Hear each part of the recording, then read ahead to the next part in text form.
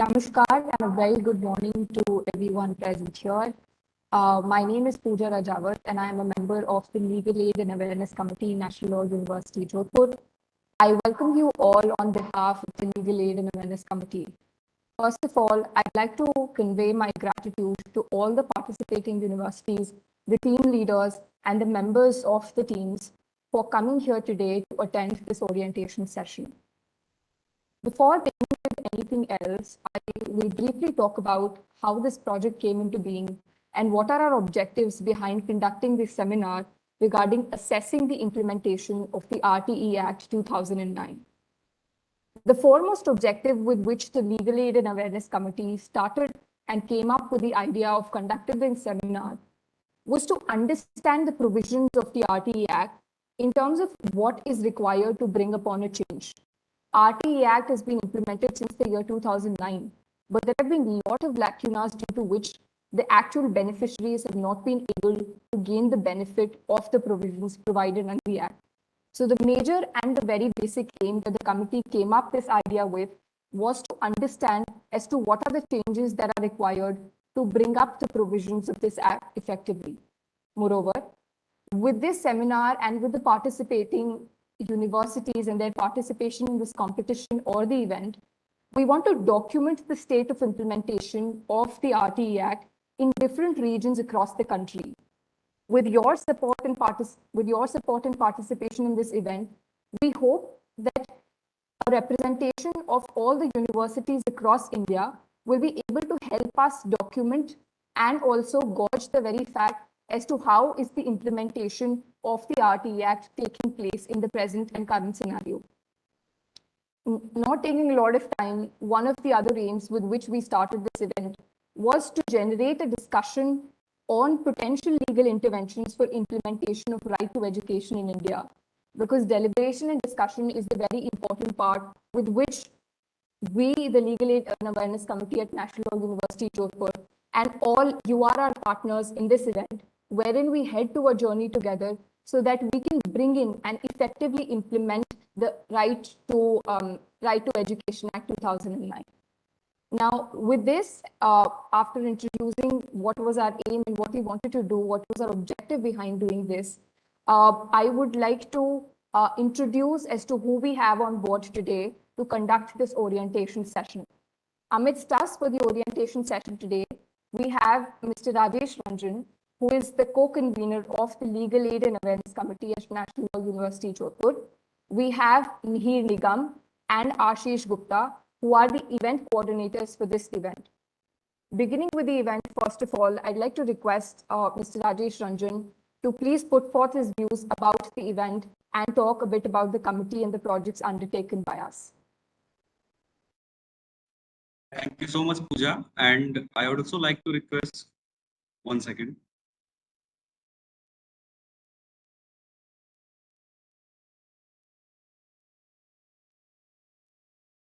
Yeah, apology.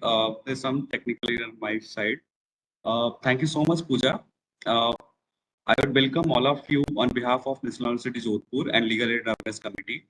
First of all, I want to thank Nalini Juneja ma'am for the further assisting in this project. I also want to thank Dr. Anjali Thanvi, chairperson of the Legal Aid Awareness Committee and professor of Faculty of Law at NLU Jodhpur. I also want to thank my colleagues at NLU Jodhpur, particularly Mihir and Ashish, who has put forward the competitions in a sense that you are witnessing now. Before I would put forward that why we are organizing this competition, I would like to put forward my views or some of the project that committee has undertaken. Legal and Awareness Committee in the 9th year of its journey is kindling the hope of justice, access to legal knowledge, empowering and providing remedies to the masses through different activities and intervention. The committee forwarding the Smart Village initiative of the Government of India has adopted the village Surpura and is consistently working towards its overall development through different initiatives. From digital and financial literacy survey to gauge the status of digital and financial literacy to running a primer on the financial independence of women, from running classes for the school children under Project Unnati to installing the projector to bridge the gap of technology the committee has endeavored to make it model village. Furthermore, the Legal Aid and Awareness Committee has achieved a milestone of being the only committee among the law colleges and university in India which has established a community library. We would request all of you, if you visit Jodhpur, to come and visit our library. Uh, we hope that to increase literacy and reading culture among the residents of Surpura and provide them access to books. The committee has successfully managed to help during the COVID crisis, the migrant worker project, where we have managed more than 16,000 workers to provide them with the rations and also provide them with the trains. So the committee has been doing a variety of works, including but not limited to the RTE work also. The RTE work is a major flagship work that we are doing in the last 3 years. The committee has facilitated more than 250 admissions in the last 3 years, despite the hindrance of COVID-19. The committee, through its legal itself, is providing legal assistance to the resident of Jodhpur by engaging advocates and providing legal assistance through its members. Quite recently, under the collaboration of Ministry of Law and Justice, we have managed to open the Pro Bono Club under the ambit of the university to provide free legal aid to the people who are resident of Jodhpur and also to use the technology to facilitate the pro bono work through the Nyaya Bandhu initiative of the legal aid cells at the High Court of Rajasthan. So, intra-PI competition, we have also organized few competitions with the aim to enhance the feasibility of the legal awareness work. So, intra-PI competition is one such work where we inculcate the habit of competitions of filing writ petitions involving judicial interventions, and also our work is not just limited to the idea of awareness. We also go on ground and do the ground interventions. Recently, we have surveyed more than 80 schools. The glimpses that you are saying that we have conducted on-ground awareness program with Sambali Trust. That Sambali Trust is a local trust in Bastion, Jodhpur, but work on a basis of human right activism and also on the area of rights which is not in tune with the uh, in the changing of the dynamics of the constitution. So these are the few initiatives that we have been doing, and RT is one of the major initiative. Some of the press coverage that you are saying of the inauguration of library, and also the how High Court has been crucial factor, which I will discuss in the later stage. That how judicial intervention has been a phenomenon in the in our RT work, and we have also conducted legal aid camps. We conduct the camps in the city and get the cases through camps. And after conducting the camps, we initiate the process of helping the people of the case for the people which cases we got through the camp. So camp is the one of the step where we get cases and we help the people.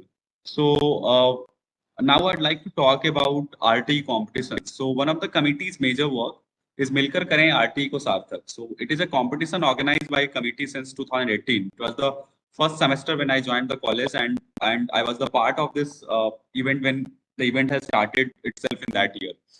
So you must have known that that's in 12 of that RTE talks about providing affirmative action personal seats to the private schools to actualize light housing resolution. So if you are learning from the people section, disadvantages for the child armed forces, retired armed forces, or persons who have been injured in the armed forces, or even the person belongs to the people who are even any disadvantages. You are the part of, you are the beneficiary of the section 12C of the RTE. So this initiative is conceived when we have done a survey in 2015 on the assessing that what are the scenario of this implementation of Right to Education Act in Jodhpur and its adjoining districts.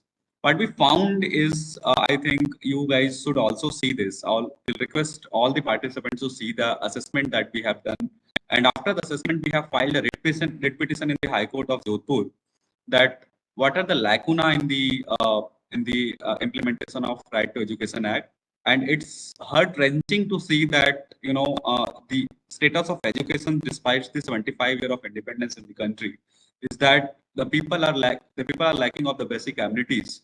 The people do not especially the school children do not have the basic. So I mean I would say an anecdote that when I went to visit one of the schools in uh, in the area of Osia, which is a very close 50 to 60 kilometer from Jodhpur itself. And the school children, I mean, very tender age of children. I mean, they were school children of class fourth and fifth, and they were walking on the sand dunes barefoot. So you can imagine the plight of the children, that there were no any infrastructure facilities, there were no any midday meal facilities has been defunct. They were the part of the making of the process. They do not have adequate staffs to make the food. So these were the issues that we have raised. And after filing the writ petitions, the High Court has took this cognizance of the matter and then asked the state to file a compliance report. Recently, quite recently, they have given the 3 months time to the state to file a compliance report of the guidelines that the High Court has issued.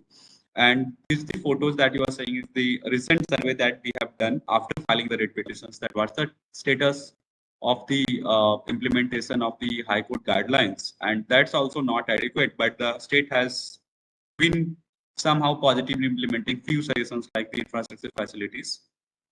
So with this note, I would request Pooja to circulate the video that we have in the part of the survey that we have conducted, and which will be beneficial for all of you to see the what's the status of right implementation of Right to Education Act. This is in the Jodhpur, but I'm sure the entire country is not immune to the fact that we have witnessed in the Jodhpur. Pooja.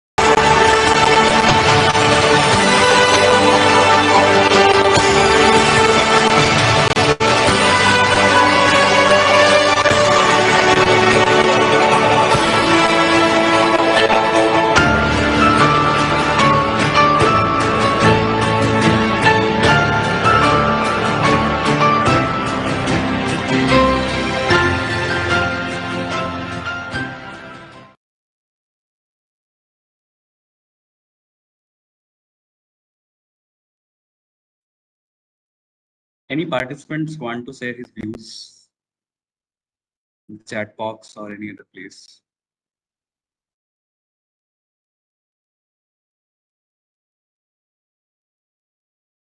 I believe it's not a classroom, so I think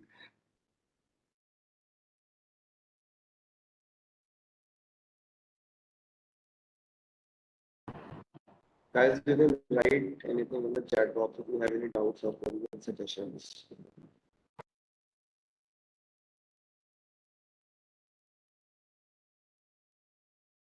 So,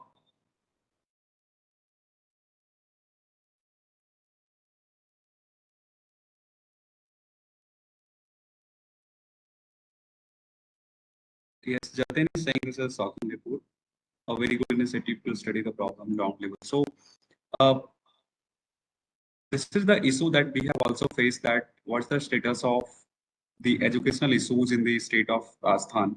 I'm sure in your state, I mean, the state where all of the participants belong, the problem would be more or like same. So infrastructure problem, learning ratio problem. So in detail, Mihir and Ashish is going to talk about what we conceive of assessment of this RTE report of 2009.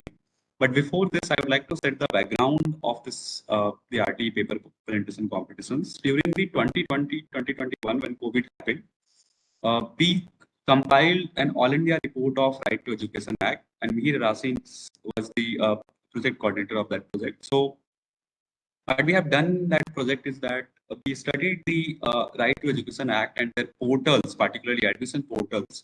What the feasibility of admissions in these states? Almost all the states we have studied, Union territories as well, and we tried to compile this report in the consultation with the Nalli ma'am and the people who are working in the Right to Education Act.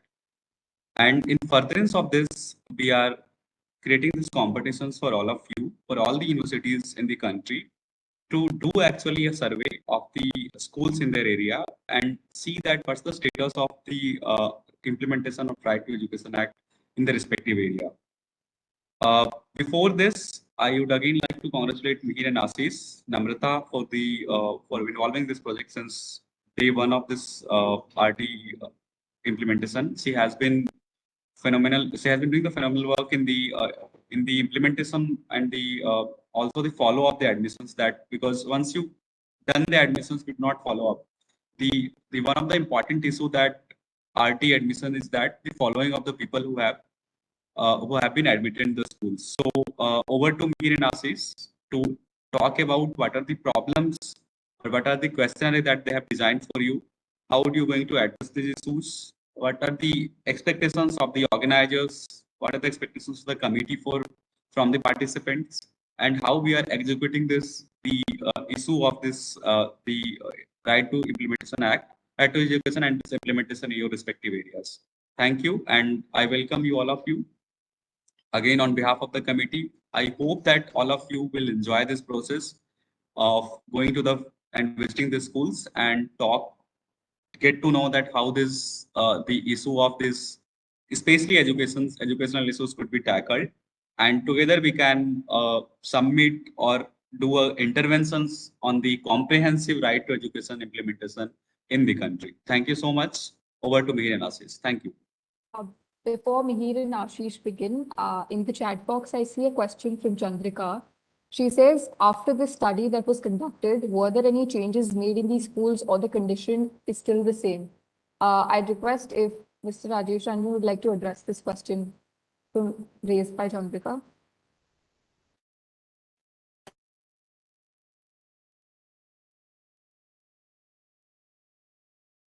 Yes. So there were some changes in the conditions of the school. So if you visit the schools now, and when we have visited the schools in the 2015, so the major changes that I have witnessed is that the infrastructure have improved. Like they have made at least potable waters accessible in some schools. They have also made the teacher-student ratio is somehow good because they have appointed the new teachers.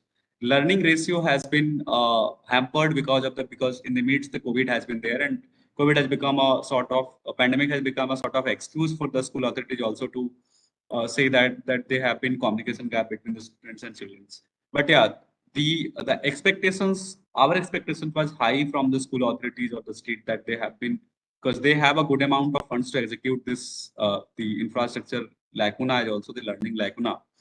But definitely the improvement has been witnessed in these schools, and we hope that by the closure of this writ petitions that we have filed in the High Court, the improvement, the more improvement could be seen also, because they have been given last 3 months time, and the 3 months time is going to end in the month of October, I guess.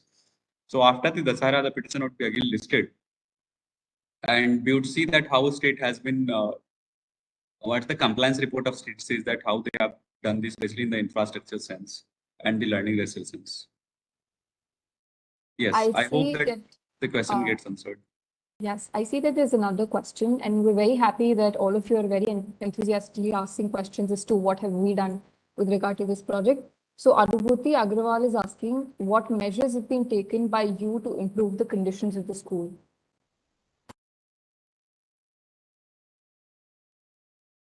Uh, I mean, I said that we have filed a writ petition in the High Court.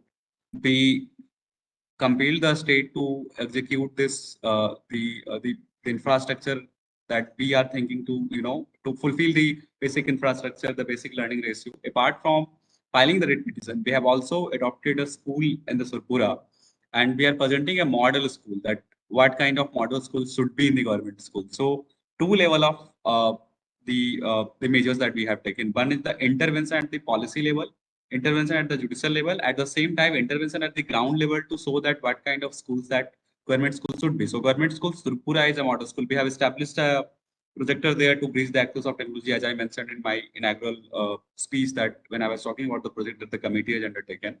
And also we regularly Project Unnati has trying, like Pooja is one of the lead of Project Unnati, and she has been going to the schools, taking the classes, extra classes for the school children, and bridging the learning gap that has been created because of the gap of learning ratio. So these are the three levels that we have taken the measures. I hope your question get answered. Thank you. I think it's a satisfying answer. Now we would like to hand it over to Mihir and Ashish to continue with this.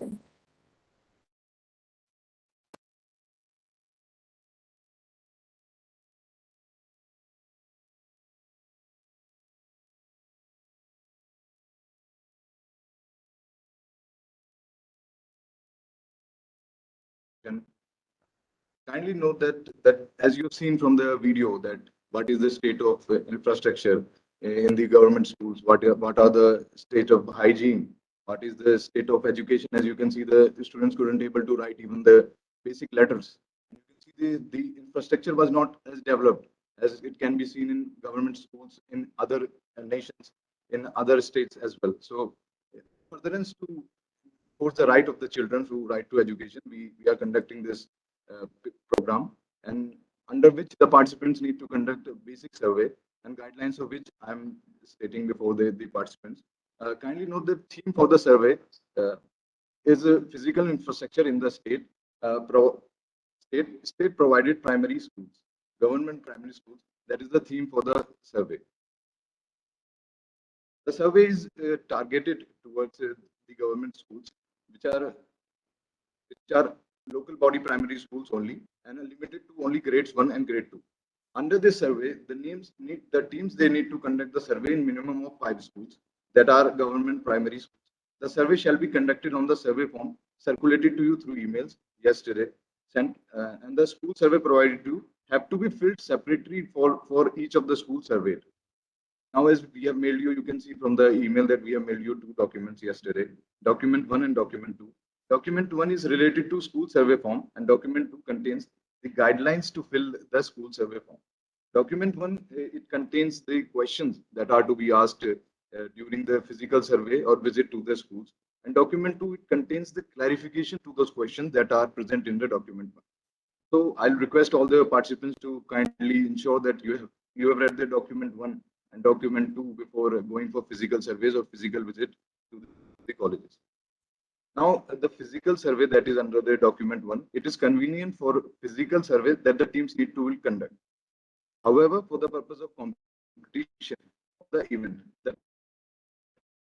team needs to Google that yesterday emails the data of school survey in the Google form that is attached to the document. Now, following the survey has been divided into 3 basic parts. The first part deals with the basic information section, where the participants, they need to fill the basic details about the school surveyed.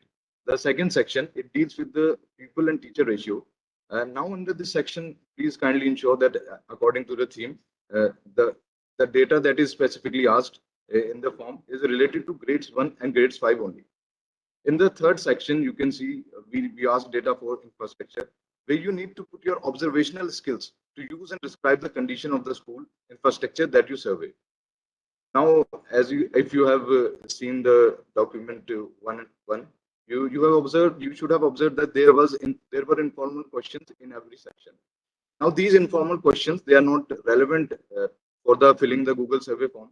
However, the teams, they may ask those questions to enhance the quality of their research and to give different flavor to their report. Now, moving on to how moving on to how to go about filling the questionnaire. First, I will talk about the basic information under the survey that is asked in the document one.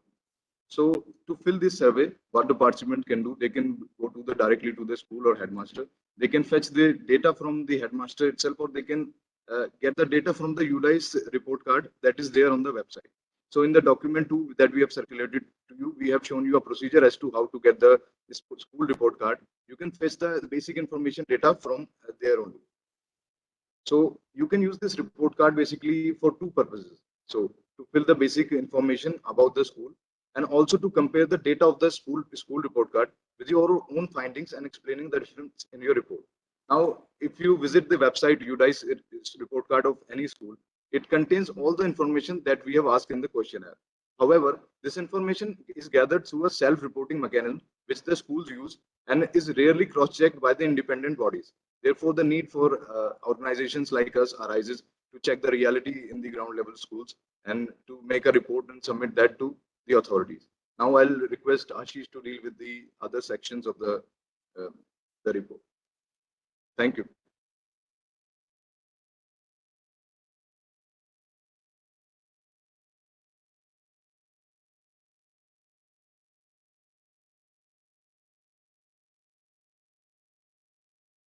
Thank you, Mihir, for giving such a brief introduction to the event. It was really helpful. So, good morning, guys. I am Ashish Gupta, RTE event coordinator for this event. I really personally welcome you all to the event. I really believe that you guys will enjoy doing the primary survey at the ground level, as we have done it in the past, and we know how much satisfaction it gets to you when you see the actual state of implementation of RT in the government schools. So I think you will really enjoy this process. Also, for the questionnaire and the guidelines, we have been receiving the doubts day and night. So we thought of conducting this orientation to make you aware of the modalities and make you understand the basis and the justification for each question, so that you don't face any problem when you go to the schools for conducting the survey. So now I would ask Pooja to share both the documents on the screen so that the participants can see it very well and I can make them understand about the questions.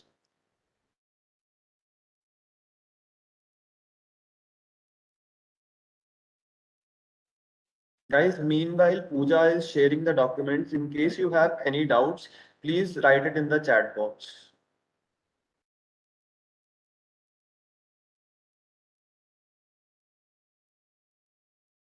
Also, we have sent you these documents yesterday on the mail. Please open these documents on your laptop so that you can understand it well.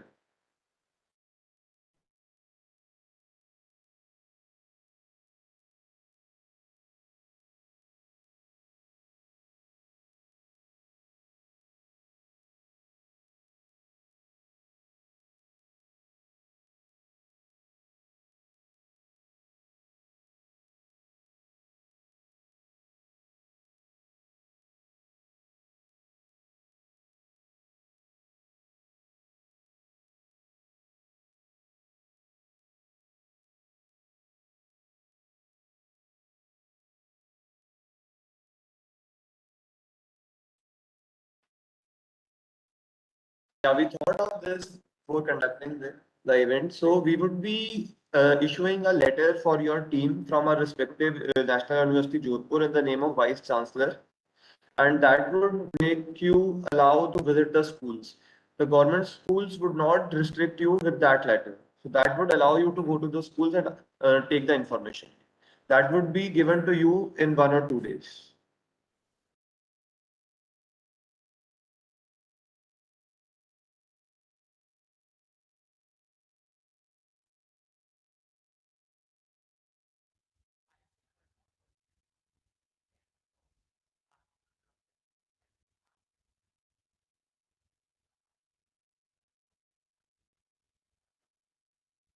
Yeah, sure. You can definitely ask additional questions in accordance to the RTM. But however, your first duty should be to fill the questionnaire given by us. That's a mandatory requirement.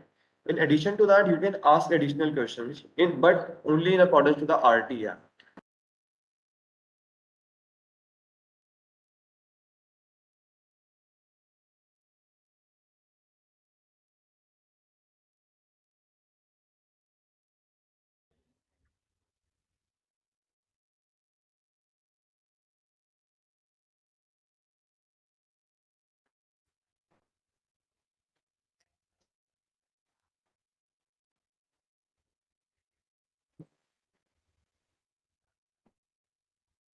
The last date for celebration is 15th of October, and the date for paper presentation is 17th and 18th October as of now.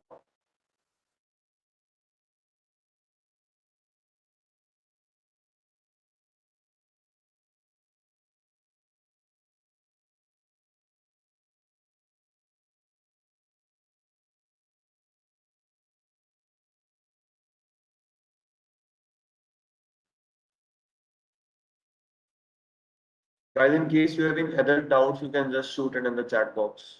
Meanwhile, the puja will be sharing the questionnaire. You can just ask me any questions.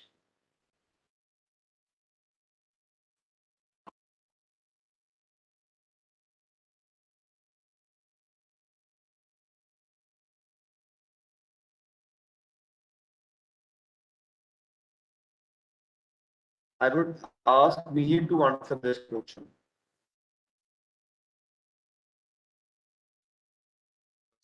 This is the question asked by Shakti. No, you don't have to share that those questions that you want separately, but to give a different flavor to your report or to improve the quality, you can ask questions to the parents as well as to other schools and teachers as well as to what is the state of implementation of RT in your particular state. In addition to what Mihir said, you can use the information you have taken previously from the students and parents. You can use that informally to show your view in the report. However, that can't be used as a data, but you can use that information to show your view and opinion in the report, and it gets a different flavor.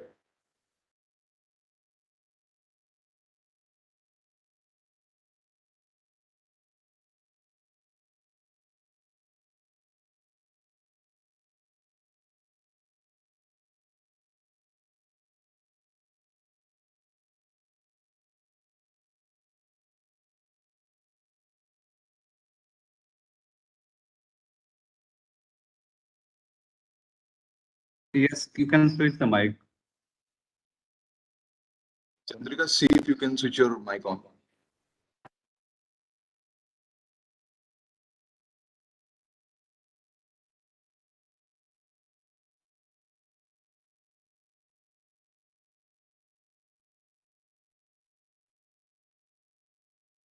We will see with the requests of extension of deadline, but as of now, we cannot assure because of the tight schedule that we are working on, but we will definitely consider on this.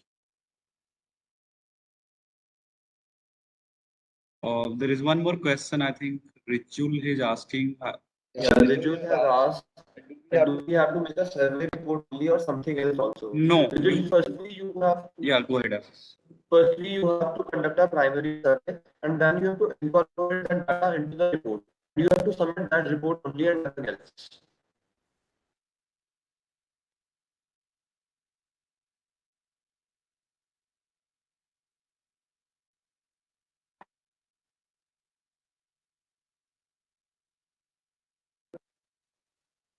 Shreya, we got your input that schools are shut due to the Shara holidays. We'll consider the deadline again and we'll revert back to you.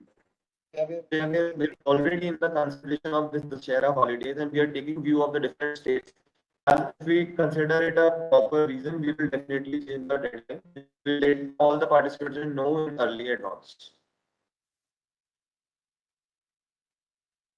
So Chandrika, now we are going to begin with the questionnaire discussion. You can keep your question for the end. We will definitely have a descriptive doubt clearing session at the end of this orientation.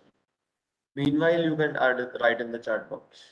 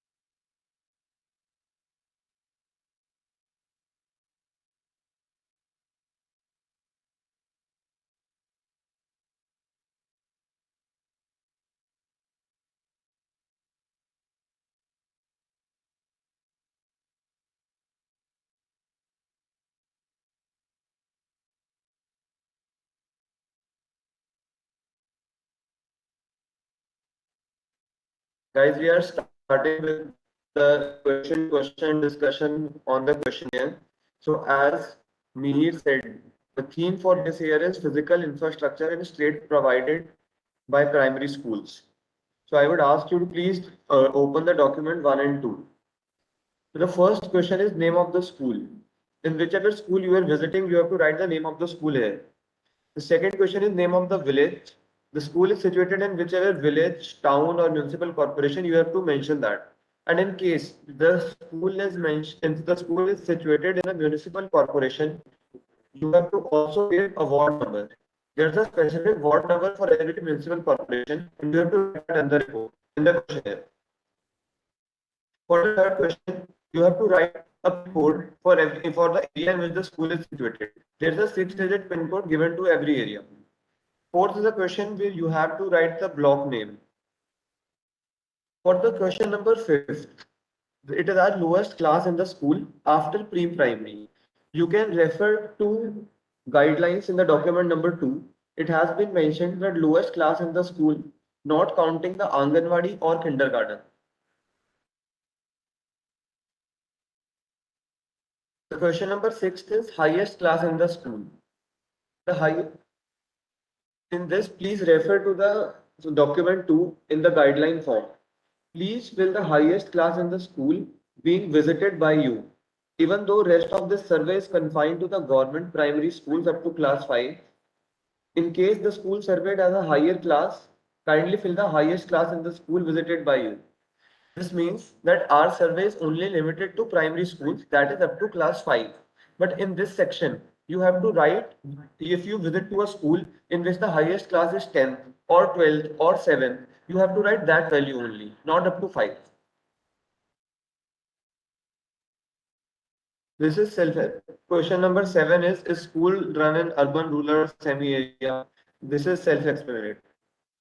For question number 8, you have to write a type of the school, it is girls only or boys only or co-ed. For question number 9, is this school approachable by all weather road? This is also self-explanatory.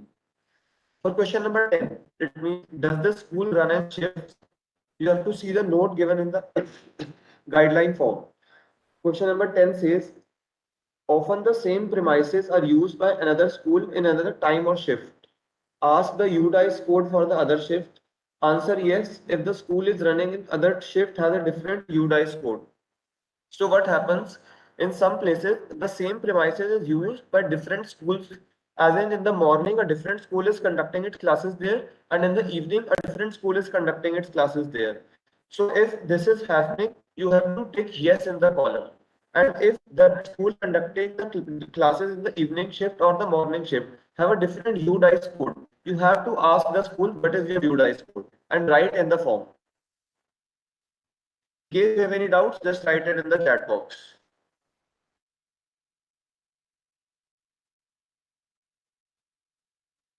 Moving to the next question, you have to ask the name of the headmaster. It's self-explanatory. Then moving to question number 12, you have to ask the number of the headmaster. This all information you will get from the office of the headmaster. Then you can see at the end the informal. Then you see then you have to see at the end that there are informal questions in the block. Who lives closest to the school? How long it takes to the walk? Who lives farthest to the school? What is the nearest school for them? Who accompany the child to school? These are the questions for which we don't want any answers in the report, in the data. These are the informal questions, the chitty chatty questions that you can ask the school or people around the school or the students studying in to make contact with them so they feel familiar with you and they can easily give the information to you. It will also help to give a different flavor to the report. Once you have collected the data and you have found an opinion on the implementation of the RTE Act, you can use these answers like what is the closest house to the school, how far it takes to go to the school, who lives near to the school. So this data can be used to make a comprehensive view in the report. Moving on to the next 13th question. Pooja, please shift the page. From this, we go to a new section that is pupils and teachers in the primary school. However, I would again like to mention that our survey is restricted only to primary schools. Wait a second.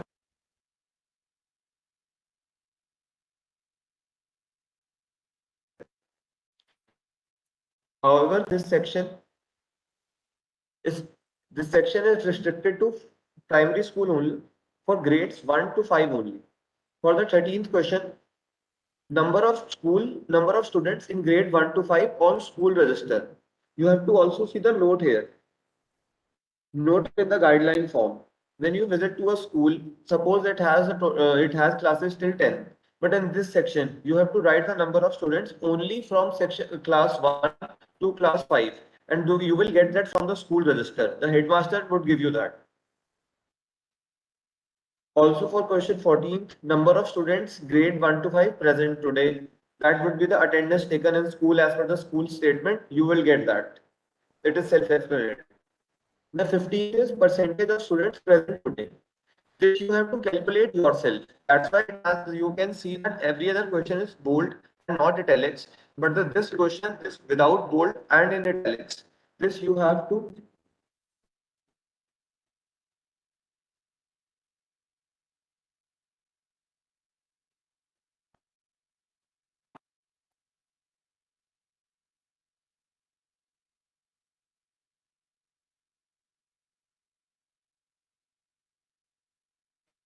Guys, am I audible clearly? I can see few messages that voice is a bit shaky. Just write it in the chat box if I'm audible.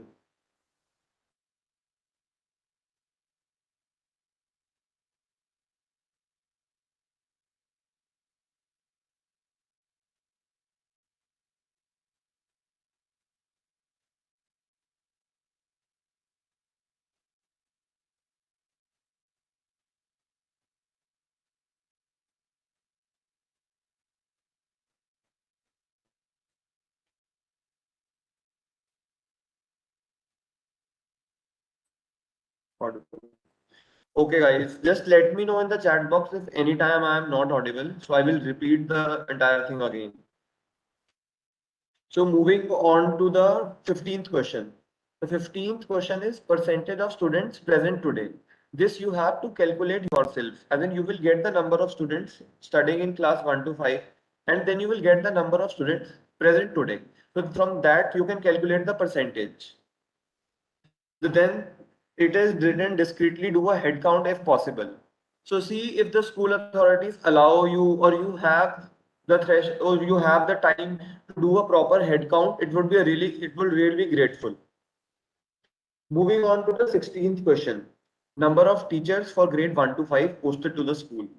So that also again limits it to class 1 to 5 only. There might be more teachers in the school, but you have to write only the number of teachers posted in class 1 to 5. This also you will get the data from the school headmaster.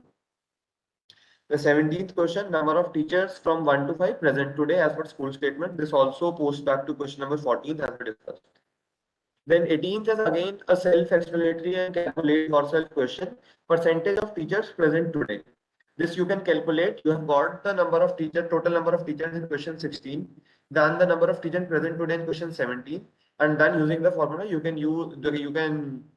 take out the percentage of teachers present today in question number 18. In any case, you have any doubts, just write it in the chat box. Moving on to the question number 19.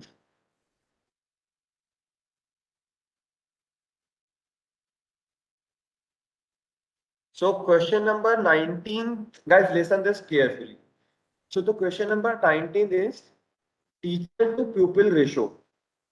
So we have made 6 columns here, A, B, C, D, E and F. This is also a calculate yourself question.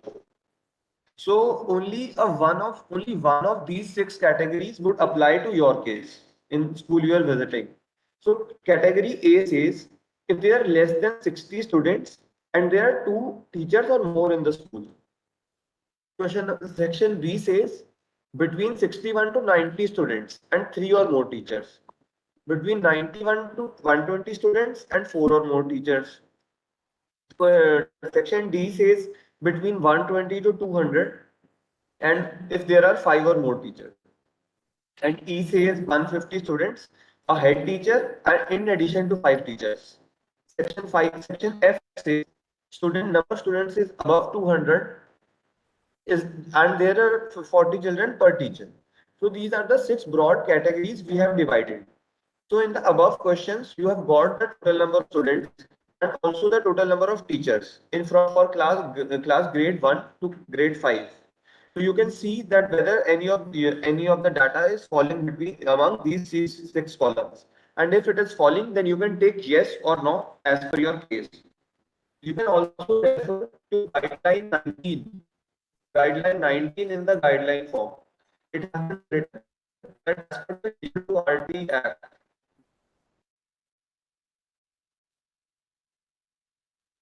In no case can a school rightly have.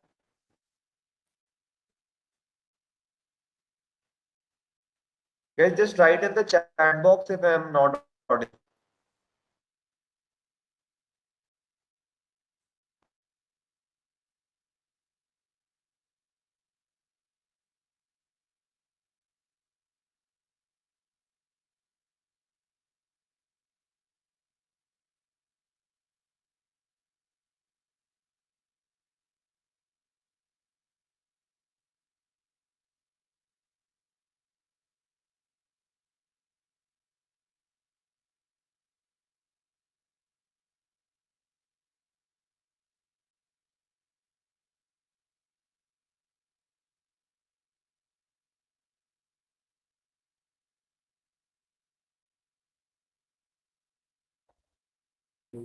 There's some technical issue with the network. We'll just begin shortly.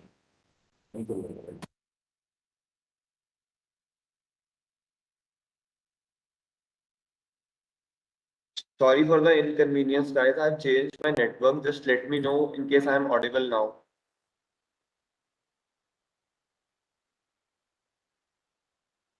Just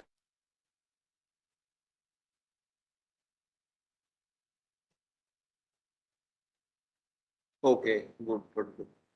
So I will repeat this 19th question again. Video is okay. So this 19th question, we have 6 categories A, B, C, D, E, F. You can see it. So it basically says only one of the category would apply to your case. It basically is a question of teacher to pupil ratio. You have to see how many teachers are there and how many students are there and accordingly tick one of the categories. You can also refer to guideline 19 in the guideline form.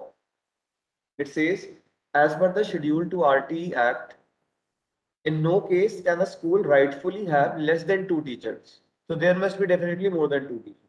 For small schools, multi-grade teaching at the primary stage is permitted by law. If the enrollment is between 1 to 60 children, a minimum of two teachers need to be provided to the school. For enrollment between 61 to 90 children, there must be three teachers in the school, and so on. You can see it in the guideline 19 and the table made therein. So you have to tick one of the column here.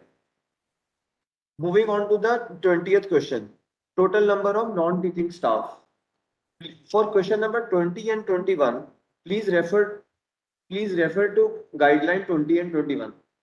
So you do not have to include the staff for midday meal in this question.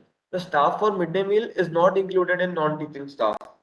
Non-teaching staff are usually not provided by the government. The practice may vary from state to state. Sometimes it has also been seen that teachers have been known to pool together money to informally employ a person for odd jobs like cleaning or fetching tea coffee for teachers. You may write about both informal staff and formal staff in your question. Please note that the non-teaching staff are usually not provided by the government. The practice may vary from state to state. Sometimes teachers have been known to pool together money to informally employ a person for odd jobs like cleaning or fetching tea coffee for teachers. You may write about both informal staff and formal staff in your question.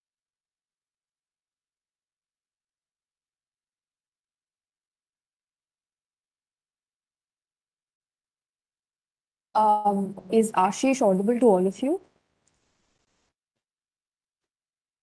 I suppose he's been trying to explain, but he has some network issues.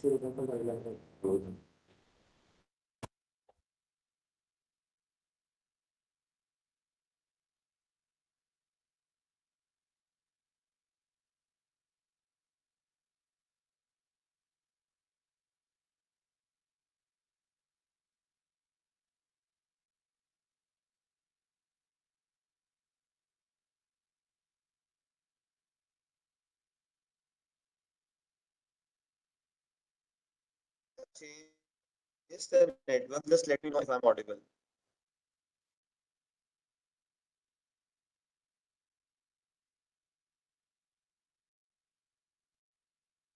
Just write it in the chat box. Pooja, am I audible? Yes, Ashish, you're audible. Going ahead. Going ahead. I'm I'm again again explaining question number explaining 20. question number 20. For question number 20, you have to write total number of non-teaching staff. And for question number 21, you have to write who pays salary of non-teaching staff.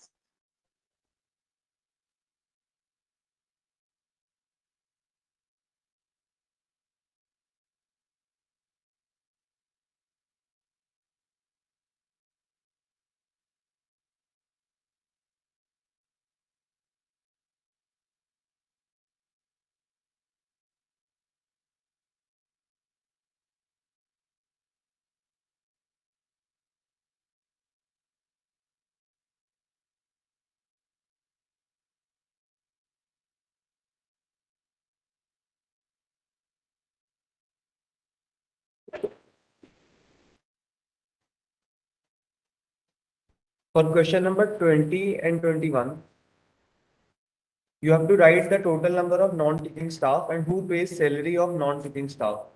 Please refer to the guideline form for this. Do not include staff for midday meal.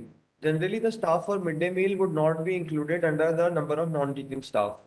Also, the non-teaching staff are usually not provided by the government. The practice may vary from state to state.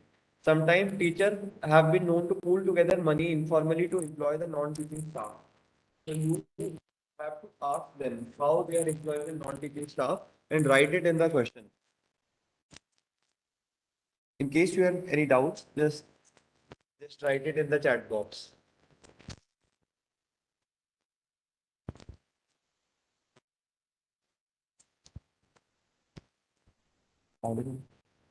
For question number 22, you have to write for what work the non-teaching staff has been employed. You can write, ask them and see if they're employed for cleaning, for fetching tea, coffee, or just doing the work of peon or anything. Moving on, moving on to the next section, that is from question number 23rd and structure. Just write in chat box if I'm not audible.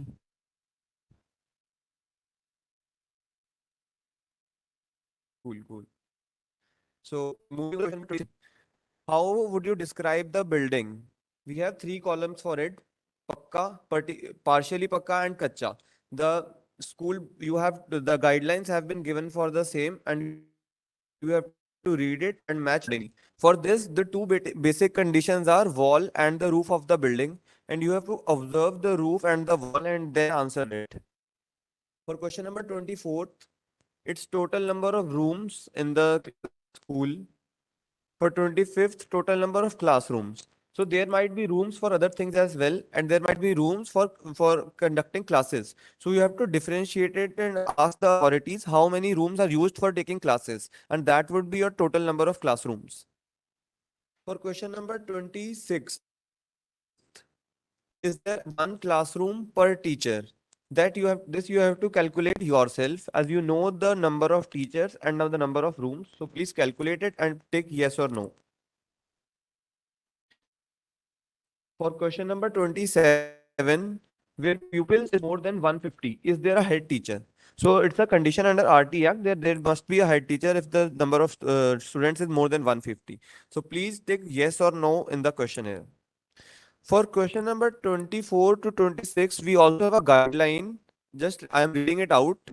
According to the schedule to the RTE Act, every school is required to have at least one classroom for every teacher and an office come storeroom come head teacher room.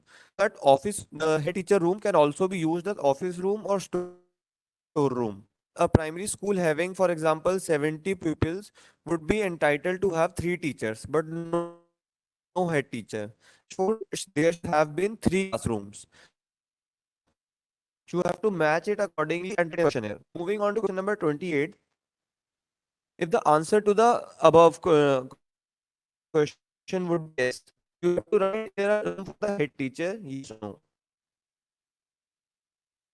You can also underline question number 28 in the guideline for. Then after that, you again have the informal questions. As I mentioned before, these informal questions are just to make contact with the person which you are taking the survey. You can ask why are these room closed, why are the classes being held in open, or if there is no electricity, the reason for no electricity. These are some questions which give you the ground information, and you can add it in the report to give it a new flavor and substantiate your opinion. So moving on to next sector, it that would be condition of rooms and classrooms. Question number 29 is number of classrooms in need of minor repair. Question number 30 is number of classrooms in need of major repair. And question number 31 is number of other rooms needing repair. For all the three questions, please refer to the guideline for question number 29 to 31. I'm explaining it. Although classroom in good condition is not specifically stated as a right under RTE Act, however, it is only logical to expect that classrooms would be maintained at good, safe, and usable condition. The researcher should observe and note their observation regarding the condition of buildings and rooms. For example, there is a broken window that would be considered under minor repair. And if there is a broken wall, that would be considered under major repair. So you have to bifurcate between this and write it in the minor repair and major repair. Just write it in the chat box if you have any doubts. Also, I would ask Nigam to ask it on the mic if they write any question in the chat box. Moving on to the next section, it would be the section of library. For question number 32, is there any library? If answer is yes, you have to write, is there a separate room for the library or just a space? So there's no provision of a separate room for the library. There can also be only a space where in the corner in and the newspaper and the book and tables and chairs, so that can be called as library. So that would also be a valid library. So you will have to answer yes and then have to bifurcate between it, whether it is a separate room or it is only a space. And if there's no library, you have to just tick no in the column. For question number 33, you have to see if there are newspapers in the library. Just write yes or no. Does the library contain magazines? Yes or no? These are self-explanatory. For question number 35, does the library contain books? Yes or no? And also, for the informal, you can just write whether the number of subjects and the name of the subjects for which the books are available in the library. For question number 36, does the library contain storybooks? So from our past experience, we have seen that many of the libraries does not contain storybooks. They only contain some basic newspapers and the books related to subjects. So please see if there are storybooks in the library and answer yes or no accordingly. For question number 37th, is there a record of books issued?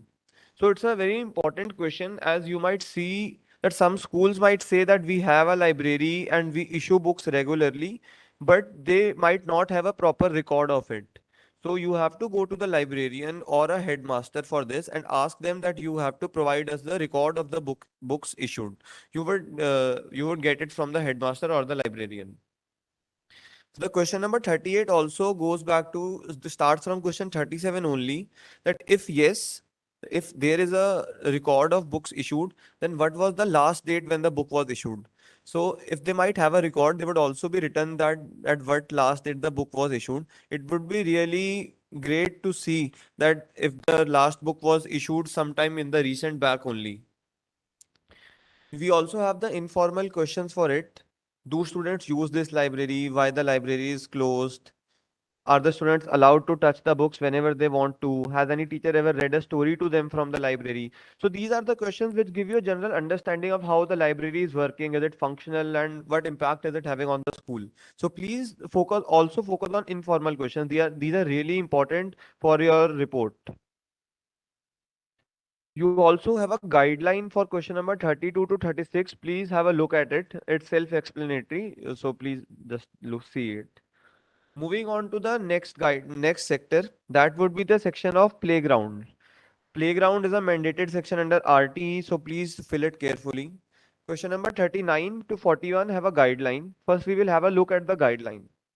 According to the schedule of RTE Act, item number 2, clause 6 mentions playground as one of the essential infrastructure facilities in a school.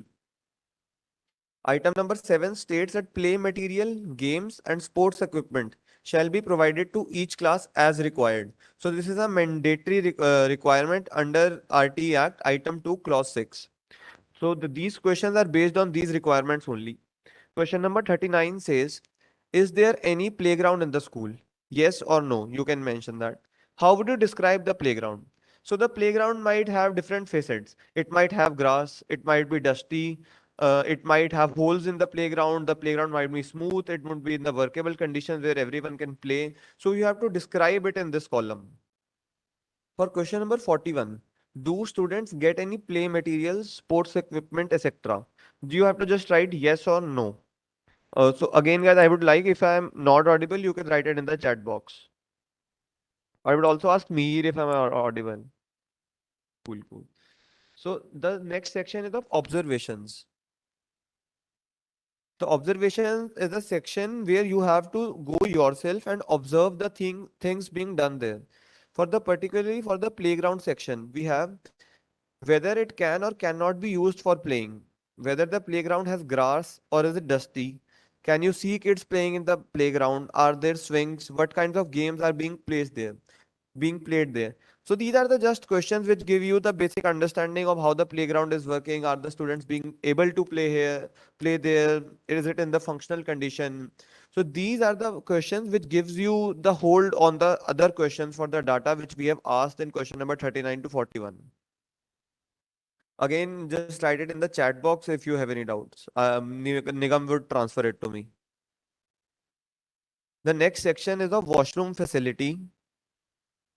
Question number 42 to 45 also have a guideline. Firstly, I would read the guideline, then move into the questions. The schedule of the RTE Act, Item 2, Clause 3, mandates separate toilets for boys and girls. A functional toilet would be one with minimal odor, unbroken seat, regularly cleaned and dry, working drainage system, accessible to users, and closable doors. So these are the parameters under RT Act for the functional toilet. You have to base your answer on these parameters. I would again repeat this: minimal odor, unbroken seat, regularly cleaned and dry, working drainage system, accessible to users, and closable doors. So now moving on to question 42. Total number of toilets available for girls and boys. This is self-explanatory. Total number of toilets functional and usable. So the term functional and usable has to be determined on the basis of 6 parameters that has been mentioned in the guideline, which I have just said. And that also for girls and boys, we have to write it separately. For question number 44, are there any separate toilets for teachers? Yes or no? So it has been seen that schools have a separate toilet for teachers and they must have it. But in some cases, they just lock one toilet which should be used for the children for teachers, and students are deprived of their right to use that toilet. So we have to see if the school have a separate toilet for the teachers, or they just use the one which is made for the students and students are not able to use it. The question number 45 is also on the same line, that are any of the toilets locked? Yes or no? You have to see that when you visit the school, is any toilet locked? And if it is locked, you have to ask the authority the reason for it. Then we come to informal questions. This informal questions you have to ask a child. No one would be in a better position to answer this question. Where do you go for when you need to use the toilet? Do you ever use the toilets in the school? If yes, then why? If not, then why? The condition of the washroom. So these are the basic questions you can mention in the report. Moving on to the section of drinking water. The guideline 46 to 49 have information on it. The schedule of the RT Act, Item 2 for mandates safe and adequate drinking water facility to all the children. The functionality of the drinking water can be derived if the source is accessible to the school, and also provision has been made to bring and store water in the school without involving the children. The questions are self-explanatory. I will just read it out. Is there any facility for safe and drinking water for children? Are children allowed to use teacher's water supply? 47th is a bit tricky question. So there might be a different water supply for the children and for the teachers. And we have to see whether children are allowed to use the water supply for the teachers in case of emergency.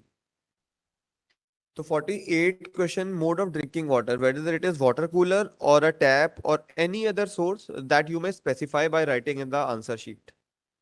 49 says, what is the condition of surrounding area near the facility? So it might happen that they might have a water cooler in the school, but the surrounding area of that water cooler is so in such a bad condition that very few students are able to get near that facility and have the proper access to the drinking water facility. So please look into it and write the descriptive answer under this head. Question number 50 says, is there any hand wash facility? Yes or no? You can. So this for 50 and 51 we have a guideline as well. Water availability for purposes other than drinking water has not been specifically mentioned in the list of mandatory infrastructure of a school. However, the same may be assumed as understood as essential to the school. So this means that RTE Act only mandates for a drinking water facility and none other than. But still, it would be really great for the school if they have a facility of proper hand wash facility and a facilities other than the drinking water as well. So question number 50 and 51 is based on this. Then again we have the informal question. Then we move on to the next section of security of the school. For the security of the school, question number 52, is there a boundary wall or fencing? And for 53 says, is this boundary wall sufficient for the security of the school? You have to observe it yourself and mention accordingly. Then we move on to the last section of this questionnaire, that would be teaching in the school. These are descriptive questions that you have to write. So question number 54 says, when you visited the school, what were the teachers doing? So for an example, when we visited last to the school, there was an Kishore Mela going on the school, and all the teachers were involved in organizing that Mela. So you can write such things in this answer.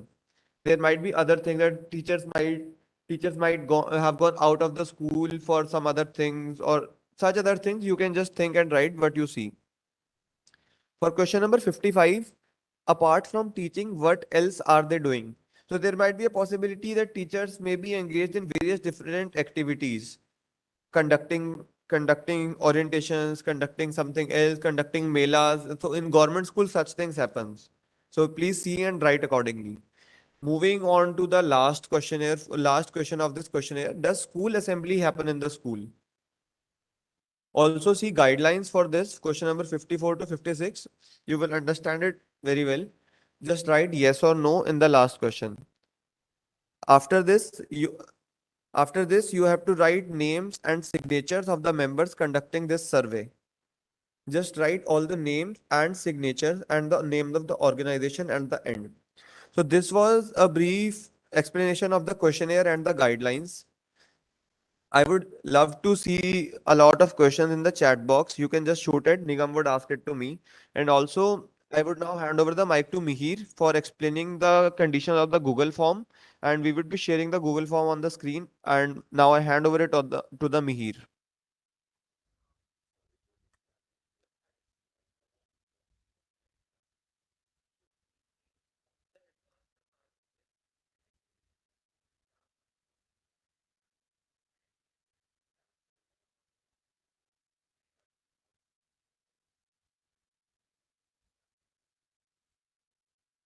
Question: the best course of action would be to first inform the headmaster of your visit and the purpose of your visit. Kindly inform that you are conducting this survey in pursuance of the competition that the organizing committee is organizing, that is the RT paper presentation competition, and we will issue a certificate of participation that will mention that you are participating in this competition and uh, you have you have to carry out the survey, and you'll show that certificate to that particular headmaster or the authority. Then I don't think that he will resist you. He will resist for you for the survey. I hope the questionnaire is clear. The questionnaire and the guidelines are clear to all the participants. If you guys have any questions, then kindly write it in the chat box. Nigam will read it out. Uh, So, as mentioned by the Ashish, that we have prepared a Google form in line with the questionnaire that we have circulated with you yesterday. So you have to fill that Google form separately for each school. And I'll reiterate the guidelines that I mentioned earlier also, that the theme of the survey is physical infrastructure in state provided primary schools. So the survey is targeted to the government schools that are limited to up to grade 5. So kindly ensure that you survey the schools that are up to grade 5, as under the RT Act, it is mandated that there is protection of right up to class 7. However, the survey we have limited it up to grades 1 to 5. So kindly also check the Google form that we have circulated you and fill the Google form separately for each school. You can also share with us your physical copy of the survey form that we have circulated with you in a Google Drive separately. That's up to your discretion. But the filing of the Google form is mandatory. So you have to ensure that you file the Google. Now, if you have any particular questions in respect to the questionnaire or uh, okay. So as you can see on your screen that there is a Google form, and the questions of the Google form are in line with the physical questionnaire that we have mentioned. You can see that there is a team code written over there, so you can write your team code. The team code should be in numerical digit, like if your team code is team 5 or team 6, just write 5 or 6 here. Then move on to next slide. 05.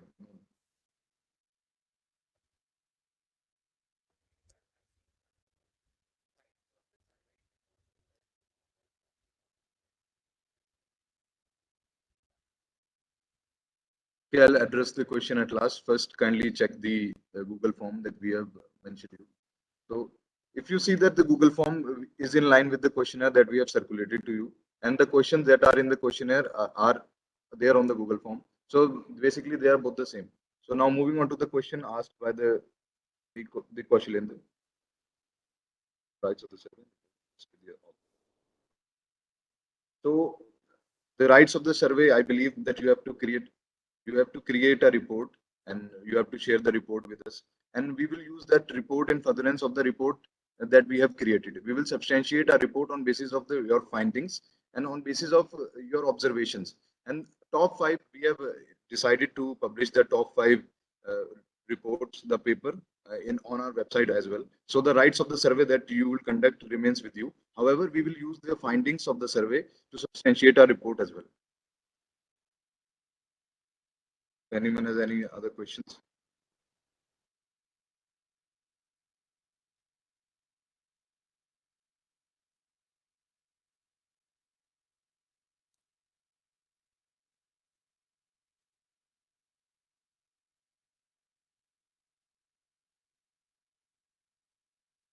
In case you are not comfortable asking your question here, you can also write to us on our emails also.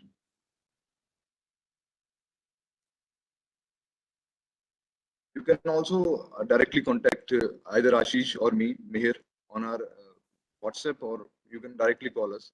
But it would be better if you write to us through email ID. While There's a making question here, yeah. which is being sent by Chandrika. He's asking, while making the final research paper, do we need to add references at the end or in the footnotes only? So you can do either of it. Either you can add the footnotes or you can go with the references at last. So it's up to your discretion. The report is your discretion. Whatever you wish to add, whatever you wish to follow, you can follow that particular protocol.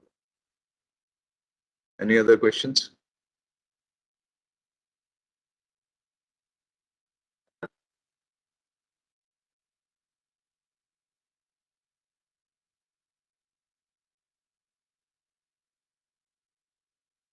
Also, I saw one question. Am I audible, Chandrika Chandrika? says that you weren't audible while you answered the question. Am I audible now? Yes, you are. So basically, what I said is that you can either add references at the end, or you can use the footnotes. You can choose either of the options. Am I clear, Chandrika? So also I saw one question that whether you had to fill Google Form separately for each school, and the answer to it, yes, you have to fill the Google Form separately for each school that you survey under the RT survey that we are doing, that we are conducting. So it's clear. Any other questions regarding the questionnaire or the guidelines or the formalities?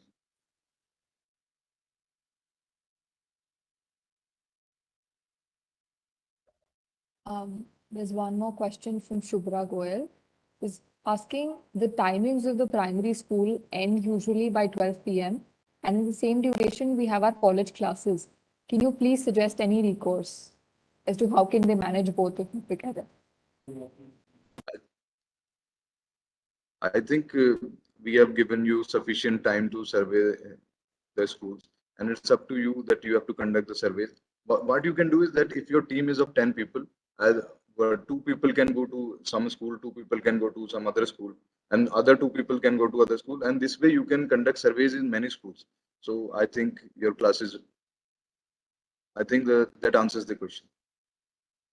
What we used to do when we were doing the survey, we go on a rotation basis. So we would suggest you that, in the same sense, you can go on a rotation basis. There should be a shared responsibility among your team members, and you can go on a rotation basis. Because, I mean, frankly, we don't have any solution for this because you have class. So when we can't say your college that key adjust the class because of this survey. What you can do is you can ask the deemed attendance from your teachers or for that for conducting the survey. Now answering to the question that Tanvi has asked, other survey report and paper presentation, same thing. No, Tanvi, they are different. So the deadline of the current deadline for submission of the report is 15 October. However, you have to create a presentation on your report. What are your findings? What are your observations? And you present us your presentation on the date 17 and 18. So they are both are different.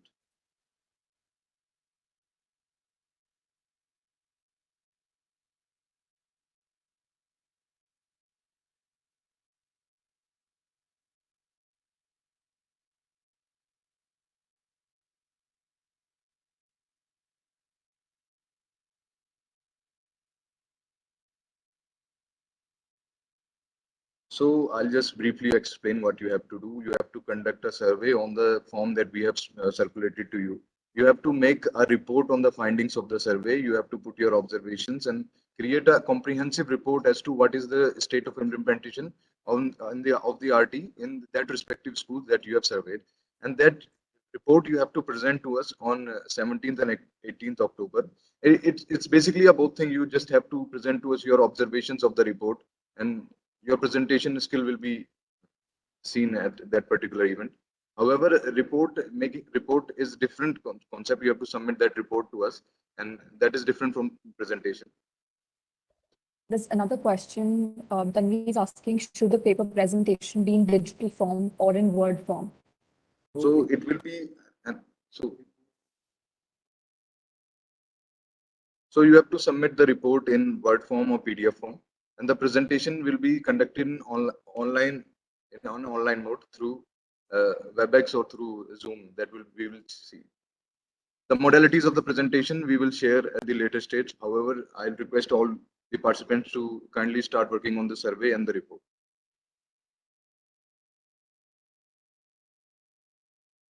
If you have any further doubts, then kindly write them in the chat box.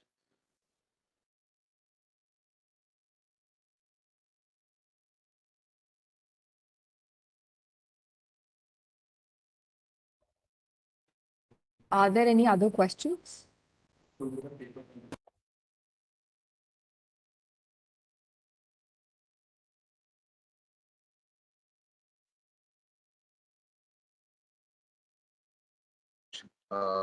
Addressing to the question